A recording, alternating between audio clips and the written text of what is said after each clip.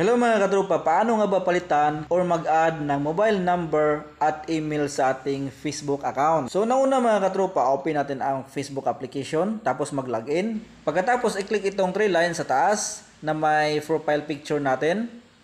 Tapos hanapin natin ang settings and privacy. Ito, click natin. At i-click itong settings.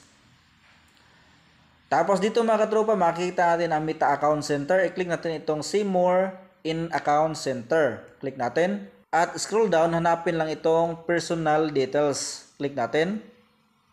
At i-click natin itong Contact Info.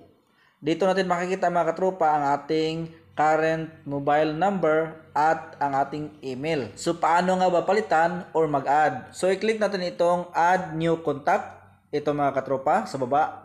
At dito natin makikita mga katropa, Add Mobile Number or Add Email. So, unahin natin ang mobile number. Click natin ito. So, pagkatapos nyo ma-enter ang bagong cellphone number, i-click nyo itong profile ninyo sa baba. Okay? Dapat naka-check. At i-click itong next.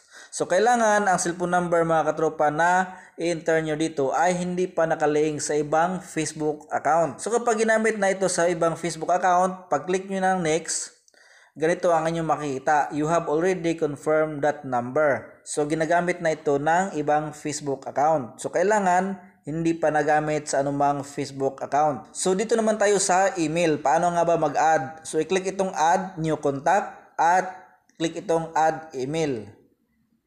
So, dito mga katropa, i-enter lang ang inyong email at i-click itong Profile. Okay? Click natin at i-click itong Next. Pagkatapos mga katropa, kapag na-enter na ang inyong cellphone number or email, so paano naman i-delete itong mga email at cellphone number na hindi na ginagamit? Okay, click natin at i-click itong delete email.